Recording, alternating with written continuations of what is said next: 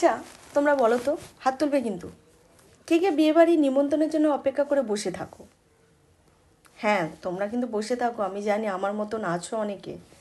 আমি কিন্তু বসেছিলাম জানো তো, বসে বসে 2025টা কাটিয়ে দিয়েছিলাম, কোনো বিয়েবাড়ির নিমন্ত্রণ পড়েনি। আশ্চর্যের ব্যাপার। শুধু ভাবতাম মনে মনে, আমাদের কি বিয়েবাড়ির নিমন্ত্রণ পড়বে না? সবাই এত বিয়ে করছে, আমাদের কি নিমন্ত্রণ পড়বে না একটাও? ভাবতে ভাবতে কিন্তু আমি 2025টা কাটিয়ে দিয়েছি। 2026 পড়লো, 26এও ভাবতে লাগলাম যে কবে পড়বে বিয়েবাড়ি, কবে পড়বে। 2026ও তো পড়ে গেল। হঠাৎ একদিন দেখলাম আমার হোয়াটসঅ্যাপে বিয়েবাড়ির কার্ডের ছবি। আমি না যে দেখে জাস্ট পাগল হয়ে গেছি, কে আমাকে নিমন্ত্রণ করলো। তারপরে হোয়াটসঅ্যাপটা খুলে ভালো করে পড়লাম, ও এই মানুষটা আমাকে নিমন্ত্রণ করেছে। এই মানুষটা বলতে, কদিন আগে আমি প্রোগ্রাম করেছিলাম, ওই দিদিটার সঙ্গে আমরা গান করি, ওনার ছেলের বিয়েতে বৌভাতের নিমন্ত্রণ করেছিল।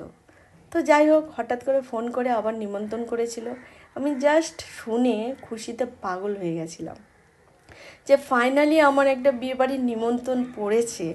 যাব, আনন্দ করব, মজা করব। কি খাবো জানি না, খাওয়া দাওয়ার ঠিক একটা আমার পছন্দ নয়, মানে আমি বেশি খেতেও পারি না।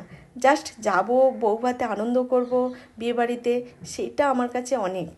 তো ফাইনালি আমি তোমাদেরকে দেখাচ্ছি, দেখো কি কি আইটেমস ছিল ওখানে। যদিও আমি পরের ভিডিওতে দেখাবো তোমাদেরকে। আমি কিন্তু কালকের না খুব মজা করেছি, খুব আনন্দ করেছি।